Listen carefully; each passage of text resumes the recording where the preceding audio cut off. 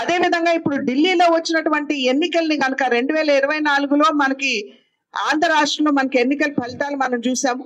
అదే విధంగా 2025లో ఇప్పుడు మనం ఢిల్లీ ఎన్నికల ఫలితాన్ని మనం చూస్తున్నాం. ఈ రెండింటికి కూడా భావ సారూప్యత ఉన్నటువంటి విషయాన్ని మనం ఇక్కడ గ్రహించాలి.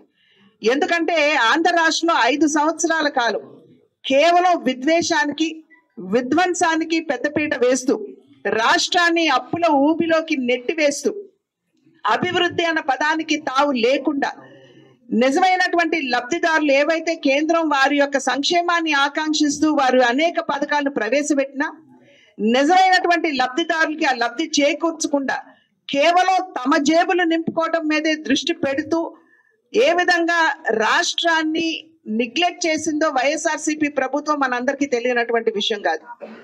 ఆ బాధలు అనుభవించినటువంటి ప్రజలు ఖచ్చితంగా మార్పు కావాలి, ఒక మంచి పరిపాలన రాష్ట్రానికి అందించేటువంటి నాయకత్వానికి, అదే విధంగా అభివృద్ధిని సాధించగలిగినటువంటి కూటమి ఏదైతే ఉందో ఆ కూటమికి పట్టం కట్టాలి అనేటువంటి భావనతోటి ఆంధ్ర రాష్ట్రంలో ప్రజలు అనూహ్యమైనటువంటి విజయాన్ని మరి ఎన్డీఏ కూటమికి అందించారు. తెలుగుదేశం, భారతీయ జనతా పార్టీ, జనసేన త్రయం ఏదైతే ఉందో ఈ కూటమికి ఆంధ్ర రాష్ట్ర ప్రజలు ఆశీర్వదించి అనూహ్యమైనటువంటి ఫలితాన్ని కూటమికి అందించడం జరిగింది.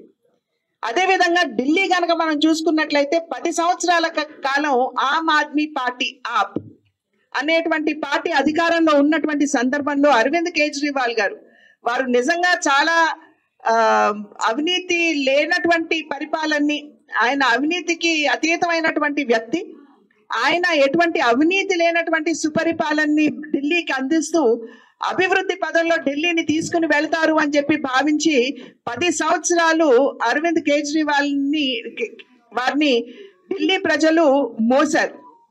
కానీ వారికి సుస్పష్టంగా అర్థమైనటువంటి విషయం అరవింద్ కేజ్రీవాల్ గారు కూడా అవినీతికి అతీతుడు కాదు.